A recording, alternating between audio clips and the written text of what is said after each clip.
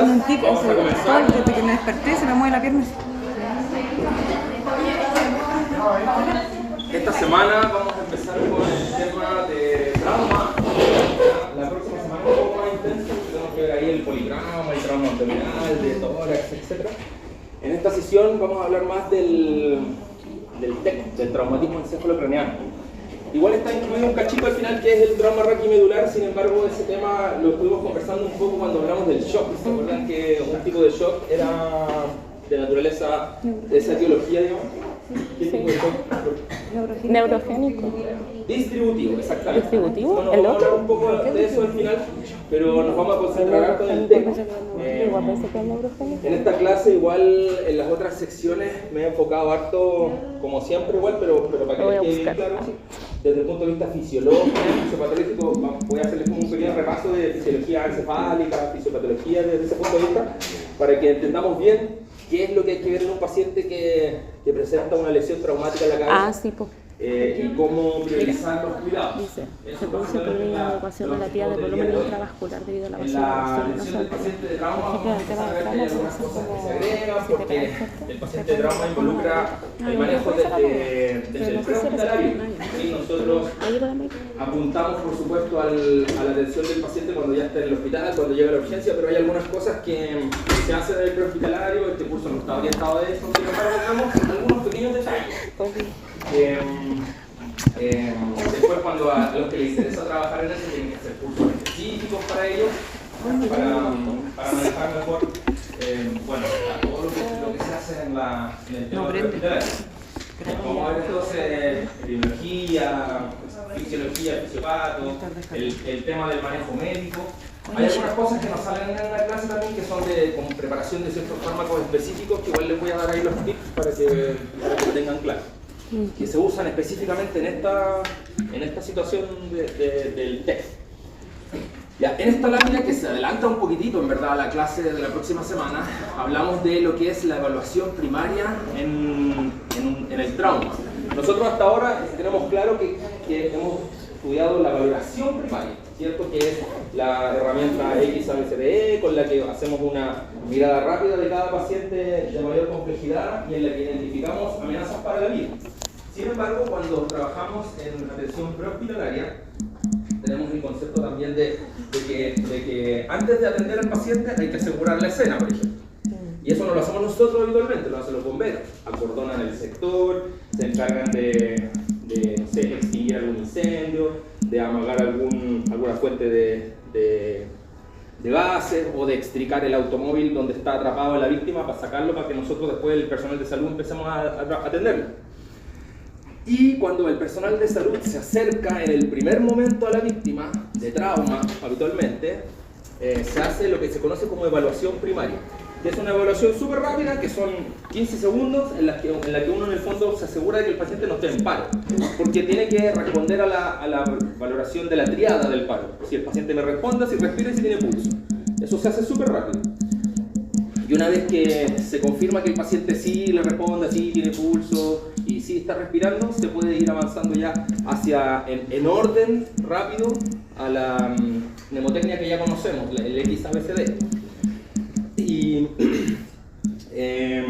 la próxima semana, como les digo, vamos a hablar un poco más de esto, para no confundirnos. Recordemos que hasta ahora las mnemotecnias que hemos visto es la para todos, XABCDE. Hablamos de la mnemotecnia del paro, que era CAB, ¿cierto? Y ahora hablamos de la evaluación primaria, que es en el prehospitalario, como les digo. Vamos a ver entonces, esta presentación tiene fotos súper bonitas de Son hermosas. víctimas. Vamos a hablar del traumatismo encefalocraneano. Cuando hablamos del trauma, no solamente hablamos de pacientes que sufren accidentes de alta energía de tránsito, sino que hablamos también de caída de altura, aplastamiento, atrición, lesiones deportivas, caídas así, por ejemplo, por baja profundidad en una piscina. Y vamos a ver que es importante que estudiemos aparte el TEC, porque de todas las lesiones traumáticas que hay, es una de las que tiene mayor mortalidad. El traumatismo encefalocraneano es muy complejo, puesto que todo lo que sucede ahí adentro de la cabeza, producto del golpe, Es complejo de tratar desde el punto de vista médico, con fármacos específicos, es complejo porque muchas veces requirió el tratamiento quirúrgico, es complejo porque no se ve lo que le está pasando al paciente dentro de su cabeza y la cosa más simple que le puede ocurrir es una inflamación y esa inflamación no tiene hacia dónde moverse porque está encerrado dentro de una bóveda rígida. Entonces son varios los elementos que tenemos que tener en consideración para poder atender a un paciente que sospechamos que sufrió un TEC o que sabemos que sufrió un TEC. Ya, esto no lo puedo inventar, tengo que leer nomás. La definición del TEC es básicamente una lesión física que se produce por un intercambio de energía, en la que hay un golpe directo, ya sea con una superficie, ya sea por la acción de un proyectil, me refiero a un proyectil no a una bala solamente, sino que cualquier esquirla, cualquier objeto que intercambie bruscamente energía con la cabeza, que produce alteración física y alteración, digamos, del funcionamiento. Existe secundario al TEC, una lesión primaria que se llama y una lesión secundaria. La lesión primaria no podemos hacer nada mucho por eso, porque si el paciente se golpeó la cabeza, tuvo un sangrado, tuvo una fractura, tuvo una lesión importante en los tejidos blandos, el paciente va a llegar con eso. Eso lo vamos a tener que manejar después desde el punto de vista estructural, curaciones, hemostasia, qué sé yo. Pero lo que le provoca la muerte a los pacientes que presentan un TEC es la lesión secundaria. La lesión secundaria es producto de la inflamación, del edema, que lo lleva finalmente a la hipertensión endocraniana. La hipertensión endocraniana es el estado patológico que le provoca la muerte a los pacientes de trauma que sufren TEC. Yo les decía que es la principal causa de muerte en el trauma. Ahora, se juntan varias cosas en un paciente con trauma. ¿Sabemos cuál es el principal tipo de shock que sufren los pacientes de trauma? El hipovolémico. Hipovolémico, ¿cierto? Por las múltiples lesiones que lo pueden llevar a una pérdida masiva y rápida de toda la volemia. Tenemos múltiples riesgos, pero en el agudo siempre es el shock hipovolémico. Ahora, el TEC en la situación aguda y de las primeras horas es el principal causante de muerte. Entonces vamos a ver que nosotros lo que buscamos con el manejo del paciente con que sufre un TEC es prevenir que evolucione a la lesión secundaria o tratarlo lo más rápido posible para que no se nos vaya a morir de una crisis de hipertensión endocraniana, que en el fondo todos esos mecanismos fisiopatológicos llevan a la isquemia y a la muerte de neuronas, ¿ya? Que es finalmente lo que le provoca la muerte al paciente. ¿Sí me va a preguntar algo? Dijo la hipertensión endocranial, ¿era lo que decía? La hipertensión endocraniana como lesión secundaria es la principal causa de muerte en el paciente que sufre TEC. Ya, aquí está entonces lo que yo les mencionaba, la lesión cerebral primaria involucra fracturas, por ejemplo, abiertas, lineales, etc. La fractura de base del cráneo es una de las situaciones clínicas más urgentes que uno cuando identifica debe avisarle a todo el mundo. Probablemente ese paciente rápidamente va a tener que ir a pabellón. ¿Sabemos cuáles son los signos clínicos que me pueden alertar a mí que un paciente tiene fractura de base del cráneo? Ah, lo del ojo de mapache. El signo del mapache, ¿cierto? El hematoma retroauricular o el signo de Patton. Sí, muy bien.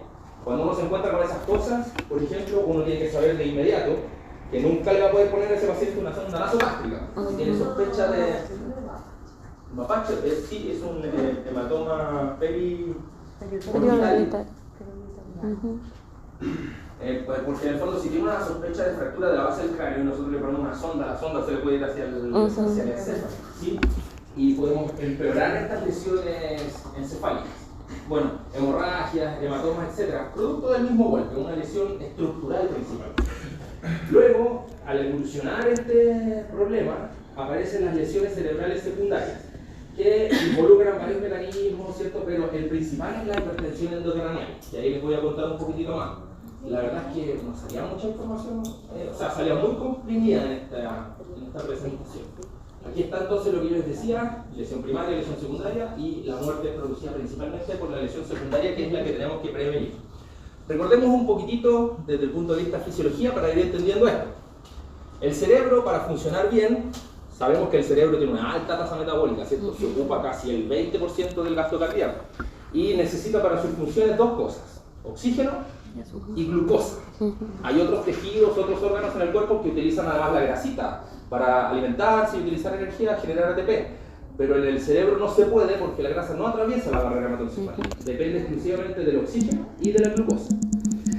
Y para que le llegue glucosa y para que le llegue oxígeno necesita tener un flujo continuo de sangre.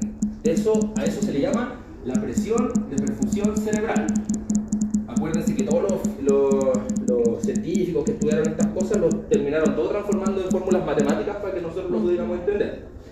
La presión de perfusión cerebral, lo que nos mantiene el cerebrito, ¿cierto?, bien oxigenado, bien perfundido, es la relación entre la presión sistémica y la presión intracraneana. Yo tengo que tener una buena presión sistémica, la PAM, ¿se acuerdan que es la presión mínima para que se mantengan bien perfundidos los tejidos y es igual a la presión arterial sistólica menos la presión diastólica por 2 partido por 3? Bueno, hay diferentes formas, pero la PAM, y a eso se le resta la presión intracraneana. Entonces, primer análisis. Si esto lo transformamos en número, el número para que se mantenga bien perfundido mi cerebro va a depender de que esto esté ojalá más hacia arriba y que esto se mantenga más hacia abajo. Si esto baja y si esto sube, este número va a disminuir. Y al disminuir ese número se va a perfundir menos el cerebro, isquemia cerebral, mayor probabilidad de que el paciente tenga problemas o en el caso del TEC se muera. ¿Sabemos cuál es la presión intracraneana normal? Esto igual es un número.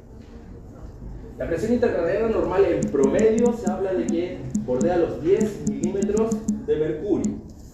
En algunos libros aparece de 5 a 15, en otras partes dice que no debe superar los 20. Y eso en verdad sí es correcto. Normalmente cuando ya tenemos un paciente que bordea los 20 de presión intracraneana, empezamos a hacer activamente administración de medicamentos, sedación, etcétera, para bajar ese valor.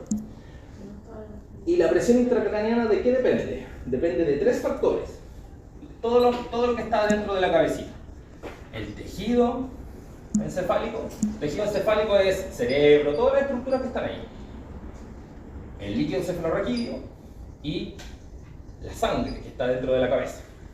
Esto era la regla de los 15, me acuerdo. Esto era 1500, esto era 150, esto 150. Esa es como la relación que hay. Existe en fisiología esto de la teoría, teoría de Monroe, no me acuerdo nunca el nombre, pero cómo estas 3 componentes se mantienen siempre en equilibrio para que la presión intracraneana siempre se mantenga también en equilibrio, para que no baje ni suba. Cosa de que se mantenga en equilibrio con la PAM para que esté bien perfundido el cerebro. Entonces, ¿qué pasa cuando hay una lesión traumática? Particularmente lo que pasa es que por un lado, esto se va a inflamar, se inflama, aumenta este volumen. Si no hay ningún mecanismo compensatorio, esto se mantiene relativamente igual. Puede ser que si hay una lesión abierta, por ejemplo, se empiece a escapar también. Y aquí se produce también un fenómeno de vasodilatación. Entonces, ante un golpe en la cabeza, aumenta siempre la PIC, siempre va a tender a aumentar la PIC, ¿ya? Y eso, al aumentar la PIC, va a hacer que le restemos mucho más a esto. Consideren además que si un paciente de trauma, que está con lesiones, que está sangrando, esto además se va a ir para abajo. Entonces, en un paciente que sufre una lesión, por todos lados tengo que me estar atacando la presión de perfusión del cerebro. ¿Se entiende todo lo que pasa? Sí. Ya.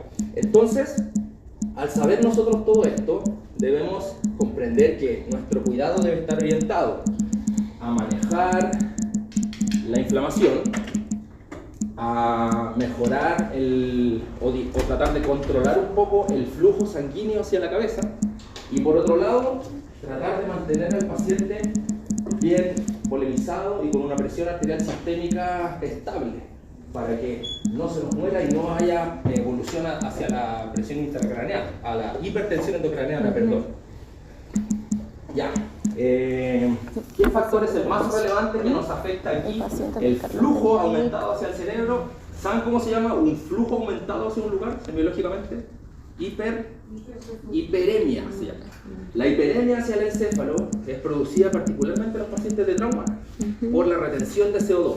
El paciente, como se golpea la cabeza, empieza a respirar con más dificultad, si tiene alguna lesión asociada, empieza a acumularse el CO2. Esa es una de las causas importantes que se asocian a mortalidad en el paciente con trauma. Y efectivamente la hipercapnia provoca vasodilatación cerebral. Y la vasodilatación hace que se vaya más sangre hacia el cerebro, aumente la presión adentro. ¿Ya? Entonces todos esos factores tenemos que tener en consideración. Sabemos entonces que esta fórmula nos ayuda a comprender cómo se ajustan los flujos dentro de la cabeza. Ahora, en el traumatismo encefalocraneano podemos ver que hay tendencia a un aumento de la presión intracraneana, como ya les mencionaba. Eso hace que al final disminuya la presión de perfusión cerebral y con ello se produzca hipoxia, isquemia en el mismo cerebro. Si no le está llegando oxígeno, glucosa, nada. Mecanismos anaeróbicos, como ya sabemos, que generan aumento del lactato, aumento de la PCO2, eso empeora la situación de vasodilatación. Hay mecanismos de edema entre medio y en el fondo sigue aumentando la presión por un círculo vicioso, ¿ya? El aumento de la PIC exacerba la vasodilatación, la isquemia, y entonces este ciclo hay que interrumpirlo de alguna manera. Y lo interrumpimos manejando todas estas variables, con medicamentos, con estabilización. El paciente de trauma, cuando llega a la urgencia, ya llega con algo de estabilización de lo que hicieron en el prehospitalario. Normalmente lo que se aseguran bien es la estabilización anatómica. La estabilización funcional a veces se quedan un poco cortos porque no tienen todos los medicamentos, no tienen cómo se llama hacer maniobras avanzadas como se pueden hacer en pabellón. Así es que en el hospital primero uno se encarga de estabilizar al paciente con el XABCD. Normalmente estos pacientes de trauma se tienen que ir a pabellón para de alguna manera reducir también la presión intracraneana cuando hay alguna hemorragia, cuando hay algún proceso expansivo dentro de la cabeza, y después de ese pabellón se van a la UCI. Normalmente quedan hospitalizados en la UCI y en los intermedios. En la UCI en verdad, porque estos pacientes se intuban, sobre todo si son TEC graves. Ya, vamos a ver eso ahora. ¿Cómo se clasifica el TEC? Se clasifica, históricamente siempre se ha hablado del TEC cerrado y del TEC abierto, y eso es en el fondo cuando hay pérdida de continuidad de los huesos del cráneo. ¿Cuál creen ustedes que es peor? ¿El TEC abierto o el TEC cerrado? Claro, por lo que hemos hablado hasta ahora, uno podría decir sí, pues TEC cerrado. Recuerden igual que el TEC abierto involucra la comunicación entre el ambiente y las estructuras que están dentro de la cabeza, que son estériles. Y la infección del sistema nervioso central es muy grave también. Entonces, lo que pasa es que se da mucho más el TEC cerrado. Por eso vemos que hay más mortalidad asociada al TEC cerrado, pero los pocos pacientes que a veces sobreviven de un TEC abierto igual tienen mortalidad importante, pero producto de otros procesos, como son las sepsis. Sabemos, tenemos claro que es rinorrea y otorrea, ¿no? ¿Sí? La salida de líquido cefalorraquídeo. ¿Y cómo se llama semiológicamente eso de aire en el cerebro? ¿Cómo yo digo cuando tengo aire acumulado en una parte que no debería haber? Neumoencéfalo. Neumoencéfalo, exacto. Neumoencéfalo.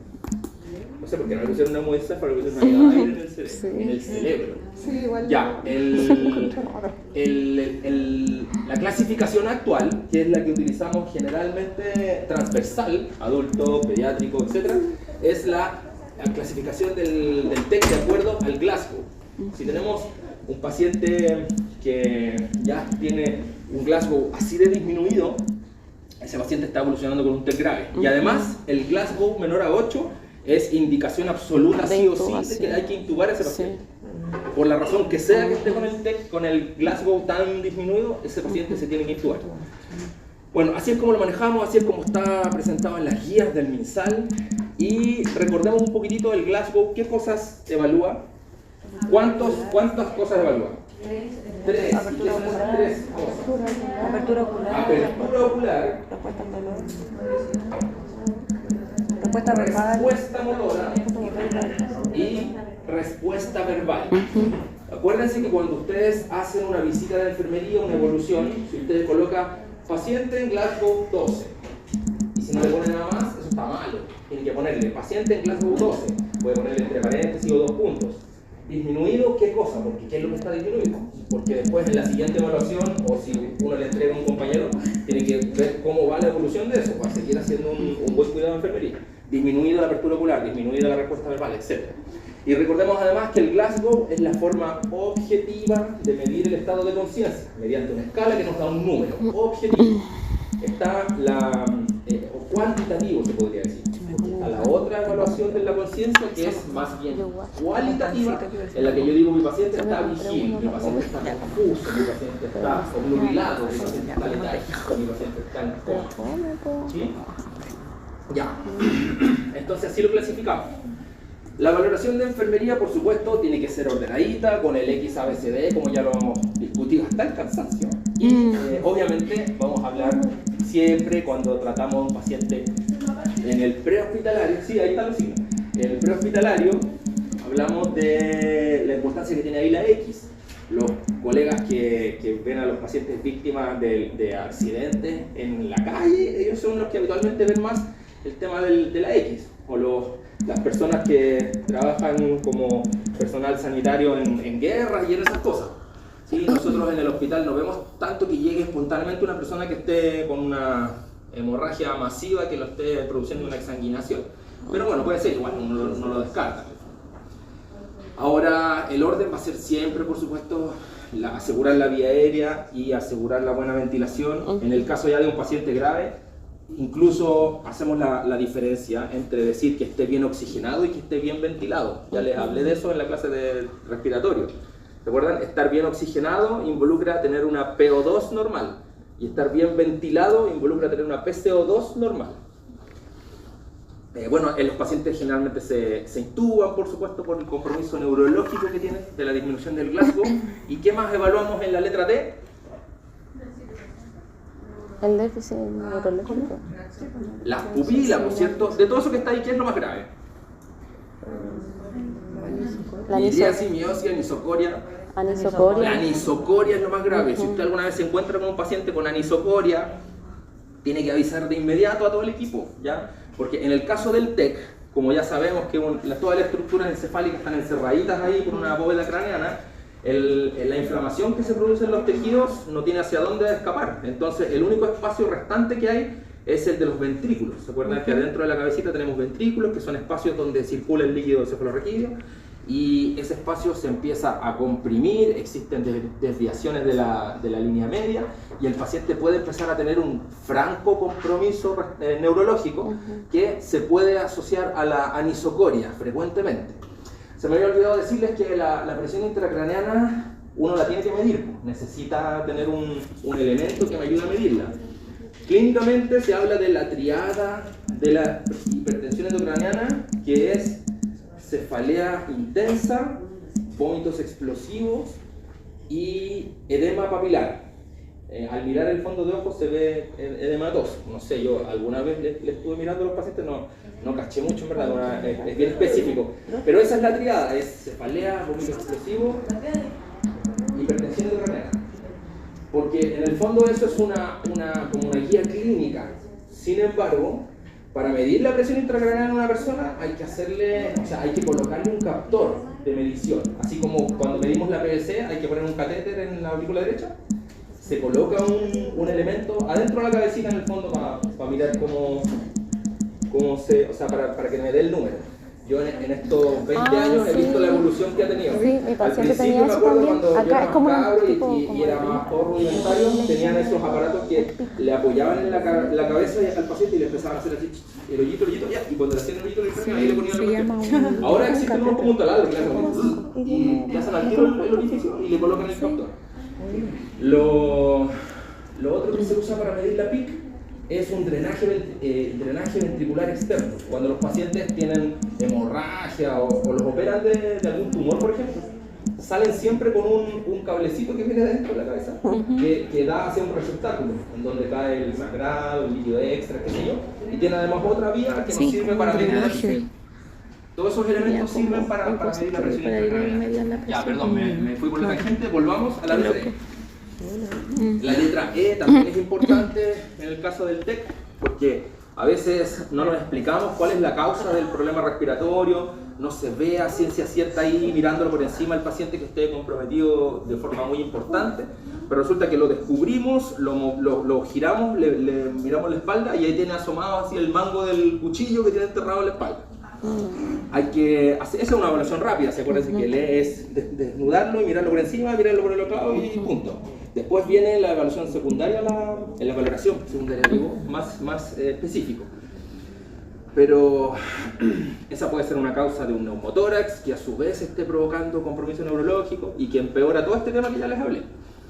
Bueno, me faltó de la letra D que uno va en la búsqueda activa de cualquier focalización neurológica, pérdida de sensibilidad, pérdida de movilidad, etc.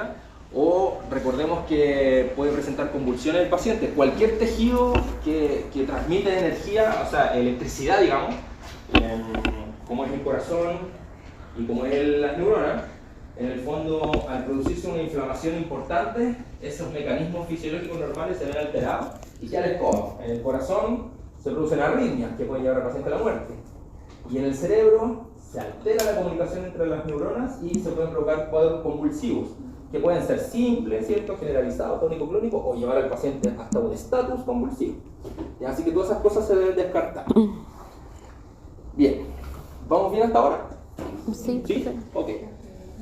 Luego de que hacemos la valoración primaria y secundaria, en el caso del TEC, lo que más nos va a ayudar para el diagnóstico, bueno, al equipo en general, al equipo médico, por supuesto, para hacer bien el diagnóstico, es la evaluación. ¿De qué tipo es la evaluación con imágenes? ¿Dónde están incluidas las radiografías? Evaluación terciaria, ¿cierto? Terciaria. En la radiografía y en el resultado de los exámenes vamos a ver efectivamente dónde está la fractura, dónde está el hematoma, dónde está la hemorragia. Eso, hay un error ortográfico aquí, hiperemia no es con H, esa H no va ahí. No fui yo. Hiperemia. Si hay signos ya de hidrocefalia, se le hace el fondo de ojo para ver si hay edema de papila, y bueno, los exámenes que se complementan entre todos porque el paciente podría irse a pabellón, por ejemplo, así que hay que tomarle todo, hay que tomarle todos los tubos, más el tubo extra para el banco de sangre, hay que tomarle idealmente una gasometría, porque como ya les explicaba, aumenta el flujo hacia el encéfalo, la hipercapnia, y por otro lado la hipoxia, o la hipoxemia, que deriva en hipoxia cerebral, va a empeorar todo el tema. Si lo que nosotros queremos es que el paciente se preserve lo más posible su tejido cerebral y que no se nos muera además de hipertensión endocraniana.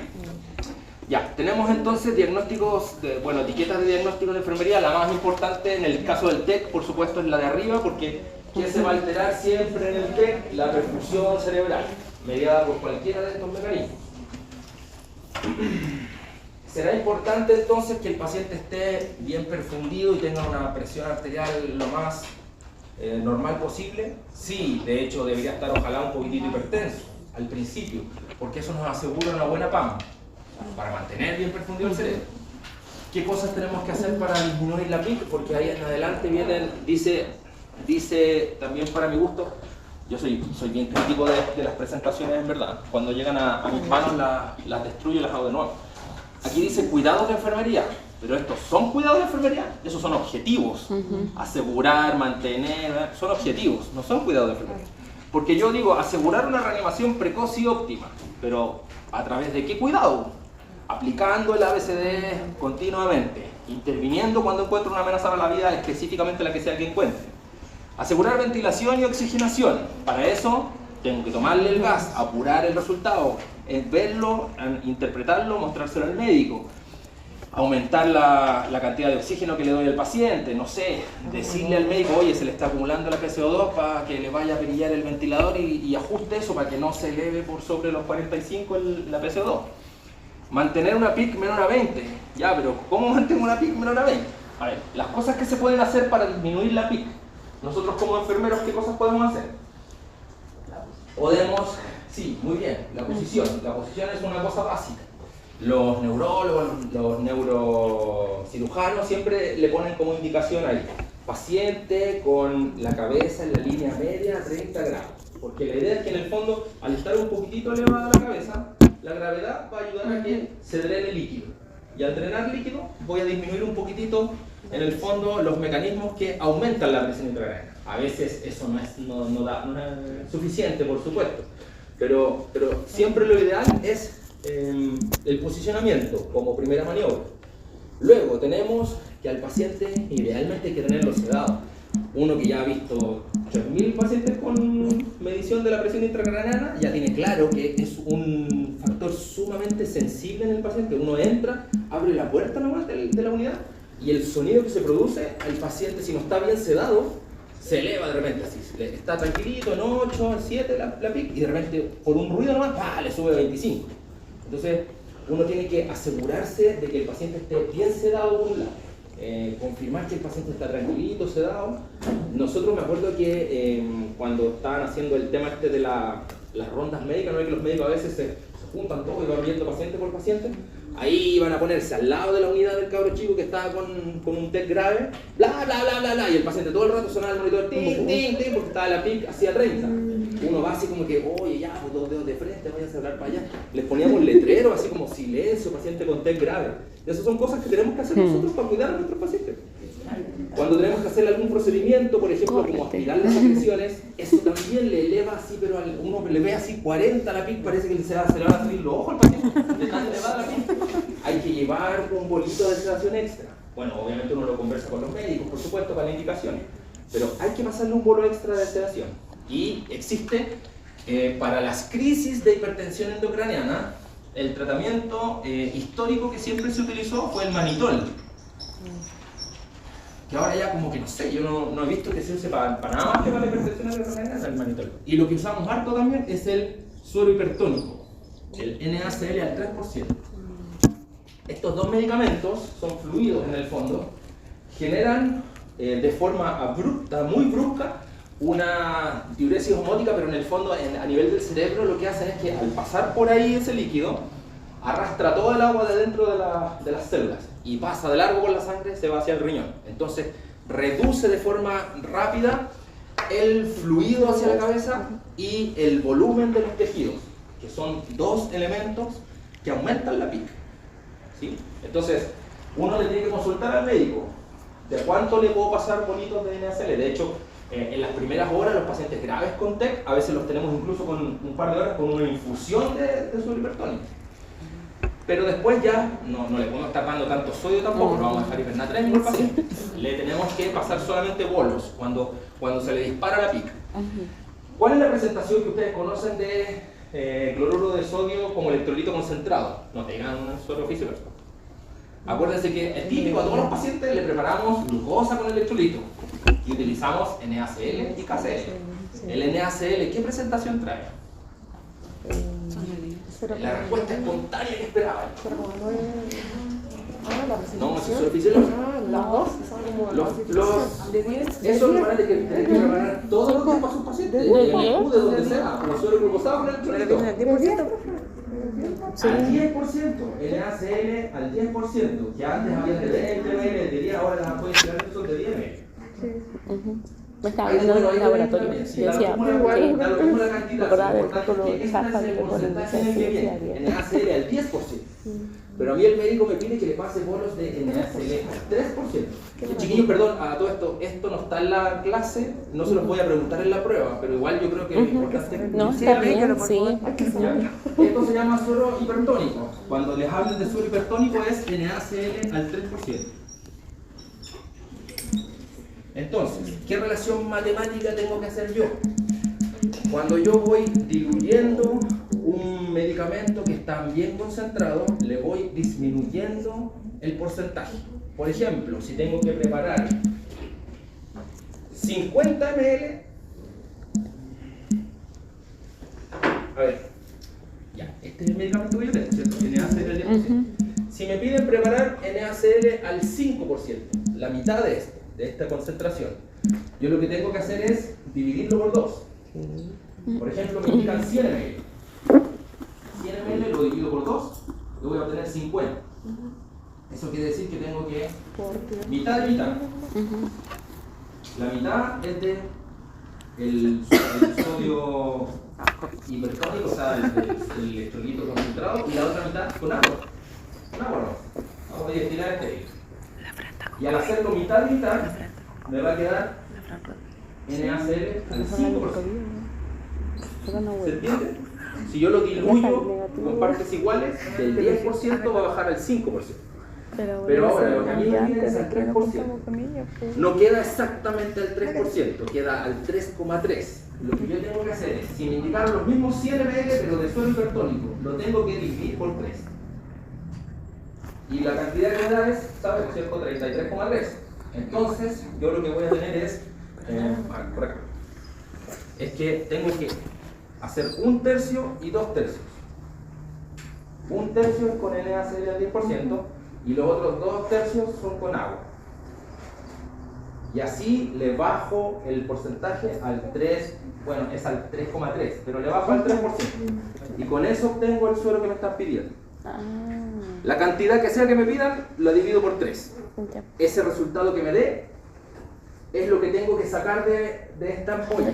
Y el resto lo completo con agua. Entonces aquí tengo 33,3 ml. Y estos son ¿cuántos? 67. Ya, Sí. y con eso tengo entonces los 100 ml de suero hipertónico. ¿Se entendió de nuevo? Sí, no se entendió. Sí, se Hoy entendió. no Y sabía. esta cuestión la tienen que hacer siempre con cualquier medicamento que le indiquen No sabía. bajarle la concentración. Por ejemplo, la albúmina viene en frascos de albúmina al 20%. A veces nos dicen pasa la albúmina al 10%, pasa la albúmina al 5%. Si me dicen que le pase albúmina al 10, lo tengo que dividir mitad de mitad. Si me dicen que le baje albúmina al 5, lo tengo que dividir por 4. Pero aquí se divide por 3. Ya. ¿Ya lo dejo ahí? Sí, déjalo. Ya, sigamos avanzando entonces. Decíamos que en los objetivos que aparecían en la lámina tenía que yo buscar formas de disminuir la presión intracraneana. Posición, aislarlo al paciente, tenerlo libre, o sea, con el menor estímulo posible, bien sedado, y si es que ocurre alguna crisis de hipertensión intracraneana, darle los medicamentos que corresponden. Más sedación y bolitos de suero hipertónico. El resto ya son medidas habituales. Lo que se agrega además en un paciente con TEC es la administración de anticonvulsivantes, porque siempre va a tener el riesgo de convulsionar. De hecho, a estos pacientes le ponemos una dosis cetácea al inicio de anticonvulsivantes y después ya que le llaman dosis de carga. Una dosis así monstruosa, de más de 1 gramo, por ejemplo, de algún medicamento, y luego ya queda con la dosis estándar cada 8 o 12 horas según el anticonvulsivante que sea. Porque el hecho de convulsionar también implica que aumente el problema de la irrigación hacia el cerebro y complique más la presión de perfusión cerebral. Bueno, aquí sí que están descritos los cuidados de enfermería. Recordemos que en un paciente de trauma, sí o sí, uno tiene que ser desconfiado en el prehospitalario, en el hospital. Si el paciente tuvo un accidente, y no me refiero solo a un accidente de tránsito, porque el trauma se considera accidente de tránsito, caída de altura, accidente deportivo, algo tan sencillo como, no sé, historias recurrentes que yo veía en la urgencia pediátrica, estaban con la guagua ahí encima de una superficie de una cama, se dieron la vuelta para hacer no sé qué, y la guagua se cayó, se estrelló la cabeza contra la cerámica del piso a 50 centímetros de altura. ¿No? Pero la cinemática del trauma para ese paciente implica que igual tuvo un TEC grave, puede haber tenido un TEC con una fractura, etc. Una persona mayor, que el típico accidente que con la alfombra, que me imagino que siempre les viven hablando del accidente con la alfombrita que se desplaza, en una caída de altura también se puede golpear la cabeza y tener un TEC igual. Entonces, cuando tenemos la sospecha o seguro de que tuvo un trauma, en la letra A, ¿qué cosa incluye aparte de mantener permeable la vía aérea? Inmovilización cervical, que no se saca por ningún motivo hasta que se confirme que el paciente no tiene nada en su columna cervical. Se utilizan distintos tipos de collares. Ahí existe el collar Filadelfia, el collar de estricación, ahí no se los dejo. Luego tenemos la letra B, que es, ya hablábamos, ¿no es cierto?, la oxigenación y la ventilación, pero si tenemos un paciente que ya está con un TEC bien importante, moderado e incluso ya grave, ese paciente se va a intubar. Y ahí vamos a asegurarnos con la A y con la B. Aunque esté intubado, igual sigue con el collar cervical, ¿cierto? Eso es otra cosa, es una valoración traumatológica que se confirma luego con imágenes. Aquí dice 9, pero acuérdense que era 8. La instalación de sonda nasogástrica tiene que ser orogástrica si hay sospecha de fractura de base del cráneo. Luego ya que aseguramos la A y la B, al pasar a la letra C, ya sabemos que al paciente del TEC tenemos que asegurarle su presión de perfusión cerebral, y esto implica que se mantenga bien perfundido y con una buena volemia, por ende Vías venosas, aprovechar de tomarle los exámenes de la vía venosa, empezar con fluidoterapia si el paciente, además del TEC, tuvo una lesión que lo llevó al shock, manejar el shock activamente, fluidos, y como todo lo que ya conversamos, cristaloides, coloides, transfusiones, droga vasoactiva, bla, bla, bla, pero que se mantenga una buena presión arterial media para asegurar el cerebrito. Luego ya nos vamos a la letra D y la E, que ya, bueno, ya hablamos en extenso de eso. Estos últimos dos aquí tampoco corresponden como cuidados de enfermería, se fijan que son objetivos. Acuérdense, en cualquier prueba de cualquier naturaleza, si le dicen los cuidados de enfermería prioritarios son, y sale un verbo al principio así como este, mantener la PI, que no es ninguna cosa que yo tenga que hacer directamente. Eso es incorrecto, porque eso no es un cuidado, eso son objetivos. Bien. Hasta ahí está entonces la clase de TEC. Preguntas del TEC. O sea, una consulta, porque esta ya es como la cuarta vez que hago esta clase esta semana. ¿Esto ustedes lo tenían más o menos claro? Desde la fisiología. O sea, Ahora con la clase. O sea, es que mi paciente, mi paciente hace del sentido cargo para lo que tenía estamos conversando. Entonces, Lo que pasa es que me parece que hablar del TEC sin mencionar esto, como que esto entiendo que ayuda a comprenderlo mucho mejor. Desde el cuidado de enfermería. La presión de perfusión cerebral es esta. Sí, pero ¿cómo se mantenía sobre 40? Asegurando una PAM y una previendo que se eleve la PI. Lo último que dijo, con la presión arterial sistémica, yo me aseguro manteniéndolo bien volemizado, ¿no? Me aseguro manteniéndolo bien volemizado, los sueros, la droga vasoactiva, todo lo que ya sabemos del shock en el fondo, porque existe la posibilidad de que el paciente evolucione a ello. Si yo sé que el paciente está hipotenso, en un contexto de un TEC, ¿le hace mal la hipotensión? Por supuesto. Se va a mantener muy pobremente perfundido ese cerebro y ese paciente se puede morir por el TEC. Y además va a tener tendencia a la hipertensión endocraniana, porque este número, si se mantiene igual o si se eleva, peor le va a hacer a la perfusión del cerebro. Ya. Tenía politrauma y pensión. Tenemos un caso aquí, dice un paciente de 50 años que lo vieron caer por de tercero en la vía pública. Tenía un niño. Oye, el peor en la vida del caso de TEC que he visto, un cabro chico que el abuelo le dejó que lo acompañara a limpiar la canaleta. Era como un tercer piso, no sé. Y el niño se cayó, pero se cayó de una forma así perfecta por un tragaluz, que ni siquiera tenía posibilidad de protegerse, de poner las manos, nada. Aterrizó directamente con la cabeza, estuvo como 2 semanas, de grave por supuesto, que lo tuvimos con captor, todo el día el tema de pasarle suero hipertónico y todos estos cuidados que les menciono. Andar peleando con la gente que se callaran o que se fueran para otro lado. Porque de verdad que uno se da cuenta ahí en el momento, cuando uno le está midiendo la presión intracraniana a un paciente y están ahí con la bulla o están hablando, solamente hablar. Así que hay que tener bien en cuenta eso. Ya, este paciente tuvo una caída en la vía pública golpeándose en el pavimento, ingresa en estado de sopor, leve reactividad, estímulos dolorosos, sin lenguaje oral, clase U7, sudoroso, pupila isocórnica reactiva y presenta abundante ruido de secreción en ambos campos pulmonares. Tiene un TEC cerrado y una contusión cerebral. Nosotros deberíamos, por supuesto, hacer esto con la metodología que ya sabemos, XABCDE, pero que hay un dato que ya nos indica qué es lo primero que hay que hacer con este paciente. Dijeron por ahí, escuché, sí, dijeron por ahí, intubarlo. ¿Sí? Este es un paciente que se cayó y se pegó en la cabeza, ya no tiene una hemorragia exsanguinante, por lo menos no hay ningún detalle ahí que nos oriente a eso, así que nos pasamos a la siguiente. La A y la B. Y la A y la B no la vamos a poder asegurar que se mantenga permeable ni que esté respirando bien si tiene ese Glasgow. Por lo tanto, hay que intubarlo sí o sí.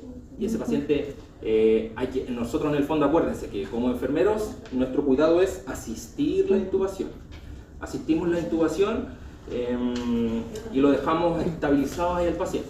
Si no llegara todavía el médico, tenemos que asistir la ventilación con bolsa mascarilla, con flujo de oxígeno al 100%, ¿sí? Y mantenerlo bien, digamos, permeabilizado con las maniobras que ya sabemos. Vamos en orden entonces, la A, la B, ya ahí la aseguramos. La letra C, ¿qué haríamos en la letra C? Ponemos vías venosas, ¿qué hacemos al tiro aprovechando que le pusimos la vía venosa? Tomar exámenes. Tomamos exámenes, tenemos que pensar en lo que se viene. Si un paciente con un TEC, a ese paciente le van a hacer una radiografía, le van a hacer un escáner, existe el riesgo de que tenga una hemorragia adentro y si tiene una hemorragia se va a tener que ir a pabellón, entonces no hay problema de tomarle los exámenes ahí al mismo tiempo. Ya, seguimos en la C, le pusimos la vía, ¿qué más? ¿Administrar qué? ¿Y por qué? ¿Por qué le van a administrar suero? Porque si le van a administrar suero por algo, ¿qué vieron antes para administrar el suero? Acuérdense que es valoración primaria. Primero tengo que buscar algo y luego hacer una intervención. No necesariamente todavía llegamos a eso tan específico. Pero estoy en la letra C, tengo que valorar la perfusión. ¿Y cómo valoro la perfusión? Eso primero, ordenado. Llena capilar. Exacto, llena capilar, coloración, temperatura, los pulsos, etc.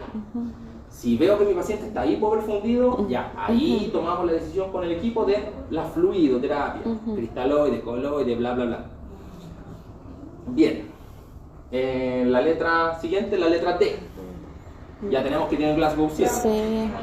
Le miramos las pupilas, exacto, Sí. muy bien, hay que mirarle las pupilas. Y luego con la letra E nos aseguramos de cómo está el gradiente térmico, si tiene alguna otra lesión en el cuerpo, etc.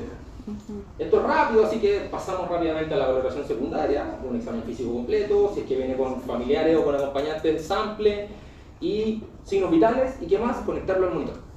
¿Sí? Todo eso. Con eso ya vamos a saber más objetivamente con números cómo está la presión arterial. Y se estabiliza este paciente, y una vez que queda estabilizado, ya está en condiciones de que se vaya al escáner, que lo evalúe el neurocirujano, que se vaya a pabellón, eventualmente, lo que sea que tenga que pasar con este paciente. ¿Se va a quedar hospitalizado o no este paciente? Sí, pues sí, Glasgow 7. No se va a despertar nunca, va a irse a la casa. Ya, sabemos entonces que el diagnóstico de enfermería prioritario es...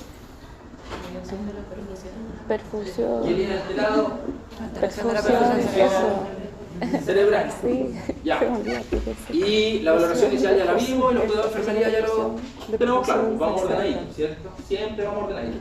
Pensando en la patología que tuvo el paciente, y pensando en la fisiopatología, pero siempre utilizando el XABCD. Ya, estamos entonces con TEC. El resto del que queda de la clase, que es cortito, es del trauma raquimedular.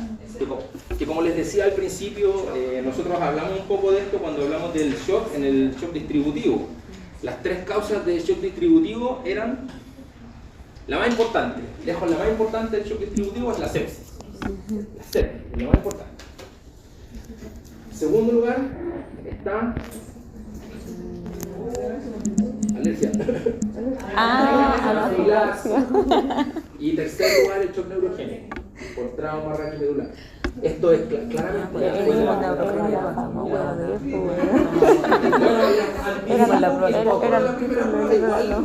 alguna u otra forma se va aplicando en esta asignatura. ¿Ya?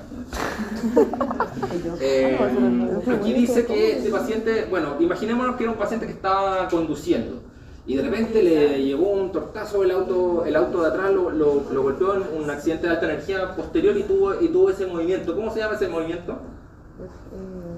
El del latigazo. El tema es que partimos hablando del trauma raquimedular, porque cuando nosotros ahí disfrutamos un poquito más, se clasifica en completo o incompleto, y es más o menos grave de acuerdo a la zona donde ocurre la lesión de la médula.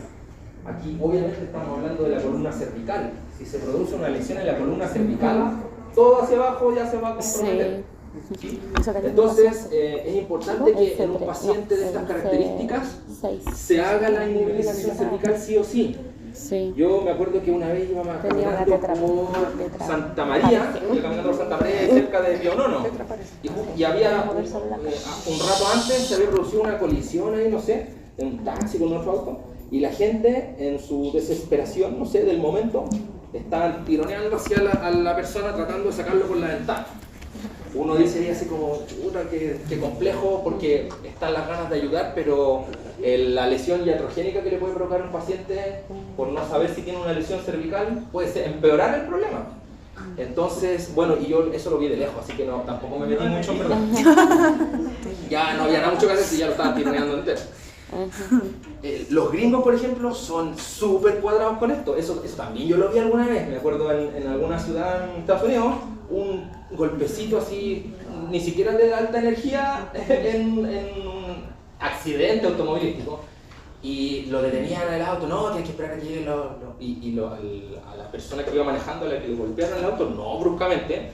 Llegó la ambulancia, le pusieron collar, le pusieron a la tabla espinal corta, lo sacaron con explicación, se lo llevan al hospital. Es que allá todo funciona igual como con los seguros y no sé qué, pero son sumamente estrictos con este tema de la inmovilización. Bueno, no todos, por supuesto, pero yo cuando vi eso dije, ay, que igual que exagerado, pero claro, porque uno está acostumbrado aquí, el mejor país de Chile, que se maneja así, entonces, pero en verdad es lo que se debería hacer. Ya. Bueno, aquí en el tema del trauma raquimedular tenemos que agregar otra variable que es no solamente la inmovilización cervical, sino que la inmovilización completa espinal, la inmovilización de la columna hasta que se descarte. La próxima semana vamos a hablar más de la cinemática del trauma. Cuando yo sé cuáles fueron las características del accidente, puedo sospechar de lo que le pasó al paciente. Aquí, si vemos que un paciente está despierto, que tuvo una lesión traumática y que no se puede mover y perdió la sensibilidad, de inmediato, por supuesto, vamos a sospechar del trauma raquimedular. Las cosas que se le agregan a la clínica de un paciente con trauma raquimedular, aparte del déficit neurológico agudo, es que pierden el control de los esfínteres. El paciente pierde el control de esfínter vesical y anal, y además tiene este compromiso de la perfusión, que puede evolucionar hacia el shock.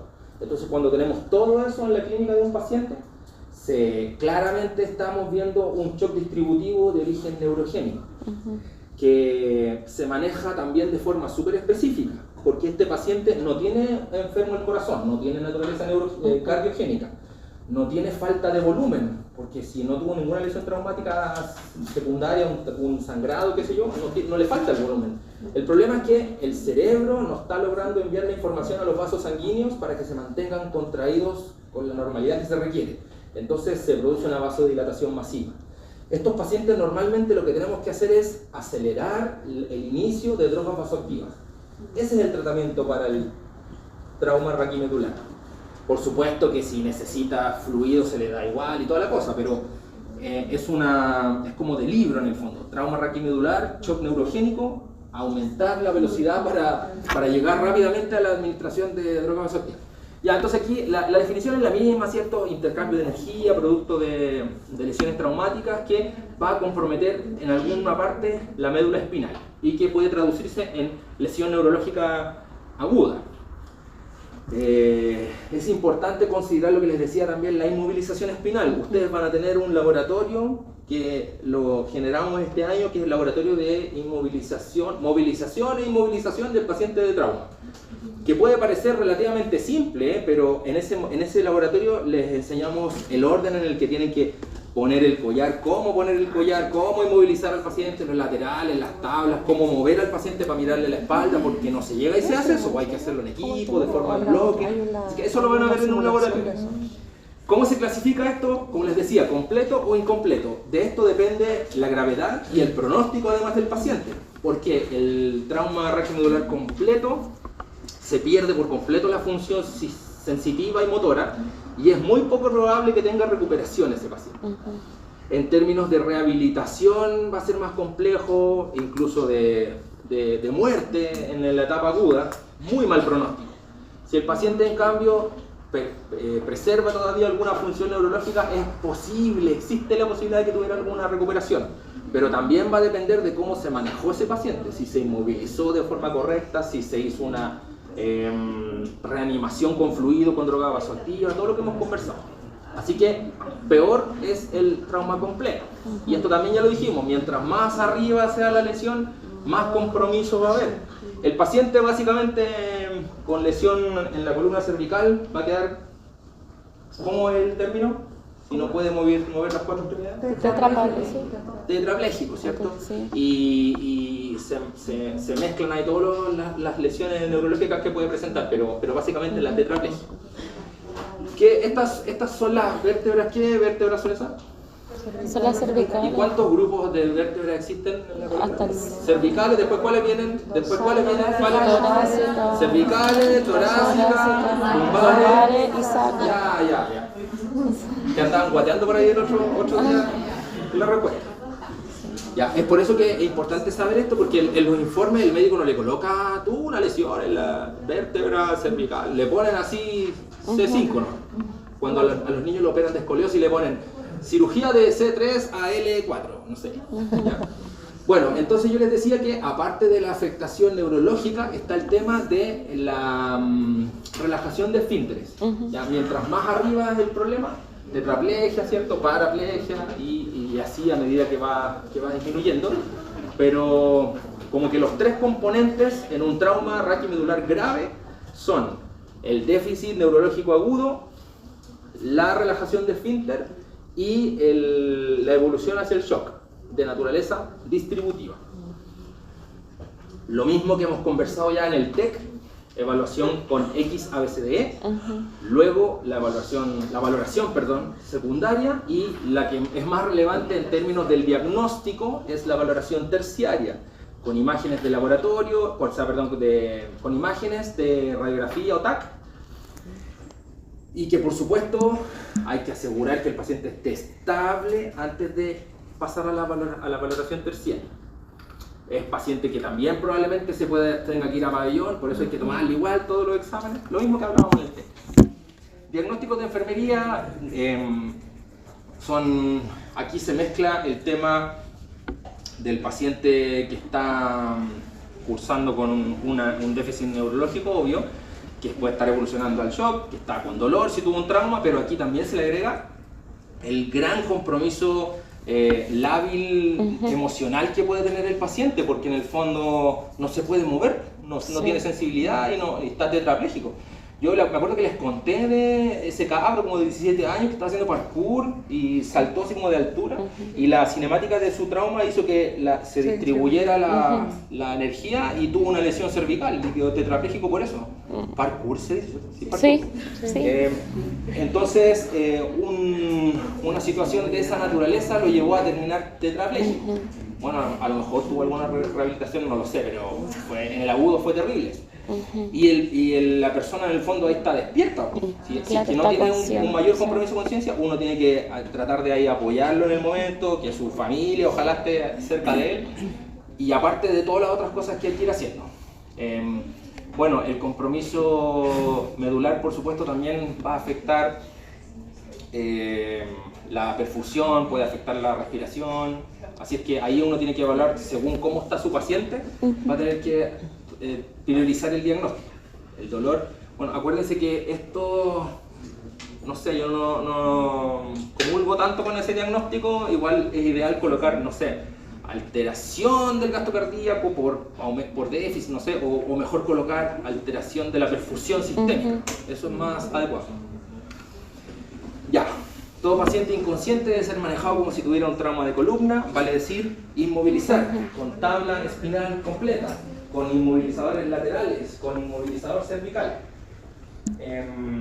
Evaluar, por supuesto, parte motora y parte sensitiva, y evaluar si es que tuvo pérdida o no de esfínter. Aquí estamos hablando, obviamente, de la letra D. No tenemos que adelantar a los pasos, siempre tenemos que evaluar primero cómo está la vía aérea, la ventilación y la perfusión del paciente. Y con respecto de lo que es el shock espinal, lo que les decía, estos pacientes en el fondo se ven con la piel muy seca, llega un momento en el que se empiezan a poner, ¿cómo se llama?, rubicundos, porque está vasodilatado completo por la pérdida del control neurológico, o sea, del sistema nervioso central. Y además les empieza a disminuir lo que ya sabemos de la etapa del shock compensado, y después evoluciona al shock descompensado. ¿Ya? Entonces ahí hay que aplicar lo que ya conocemos del manejo del shock. Sin embargo, como les decía, en este tipo de shock se adelanta el uso de las drogas vasoactivas, ¿sí? Porque no es el volumen lo que le falta al paciente, ¿sí? Lo que le falta es control de los vasos sanguíneos, y hay que utilizar ahí estimulantes alfa-adrenérgicos. Entonces, a estos pacientes se utiliza harto infusiones de adrenalina o noradrenalina, que tienen principalmente efecto alfa. Ya. Control de vías respiratorias, como ya sabemos, el shock traumático, probablemente al paciente va a haber que colocarle una sonda urinaria también, ¿cierto? Y todas las intervenciones que ya conocemos, que no las voy a seguir repitiendo ya, ¿verdad? A, B, C, D, E. Bien, tengo aquí un paciente de 25 años, sufrió un golpe cervical luego de tirarse un piquero en la piscina. Fue sacado sin pérdida de conciencia y fue traído en camioneta hasta el... En camioneta lo traían así. Ingresa consciente y angustiado ya que no siente desde el cuello hacia abajo, con leve dificultad respiratoria, piel seca, caliente y globo vesical. Hemodinamia 110-70, 50 por minuto de frecuencia cardíaca, altura 93. Trauma raquimedular, luxo fractura en C7, confirmada radiológicamente. A ver, este paciente ya sabemos que va a haber que manejar la cosa neurológica por una parte, sí, pero la parte emocional. Y la parte emocional, Sí. pero lo que les provoca harto la muerte también a los pacientes con trauma raquimedular es el shock distributivo. ¿Este paciente tiene signos de shock o no? Sí, ¿Qué signos tiene? No me digan la presión arterial. No. Ya definimos hace como 25.000 semanas atrás que hipotensión no es sinónimo de shock. No, creo que no. No tiene. ¿Qué dice usted? Eso, piensa que caliente. Ah, por lo que Es dijo normal que uno recién. tenga Sí, por lo que dijo recién. Sí. la piel. Bueno, aquí falta en el fondo información. Es que faltó haber puesto quizás robicundo o Exacto, algo más. pero Entonces, igual a usted Sí. le orientó eso. Le dio la intención Sí. de que normalmente un paciente debería estar así con la piel caliente. Entonces Sí. eso es porque puede que ya se esté produciendo la vasodilatación claro, masiva. sí. ¿Ya? Entonces estaríamos en una etapa inicial de un compromiso de perfusión producto de un trauma raquimedular. Por ende, Muy bien. este paciente hay que ponerle rápido vías venosas porque después va a estar totalmente vasodilatado Sí. y puede ser mucho más difícil encontrarle vía. Sugerirle al médico iniciar rápidamente drogas vasoactivas porque eso es lo que les pasa a estos pacientes. Después no responden al volumen, necesita drogas vasoactivas. Y además al mismo tiempo, la otra, acuérdense, son tres pilares: el apoyo emocional, el tema neurológico que se va a tener que manejar en pabellón, bla bla bla, y el shock neurogénico, que es distributivo. Distributivo. Y hay que adelantar la droga vasoactiva. Eso es básicamente. El resto ya son cosas que hemos visto en otras clases, ya lo vimos en el shock, ya lo hemos hablado. Ya, ¿estamos claros entonces? Sí, profe. Bien, eso es y shock neurogénico. Les voy a entregar los cuadernillos de la solemne, ¿ya? Ah, bueno, para llevármelo. ¿Se lo pueden quedar? Ah, bacán.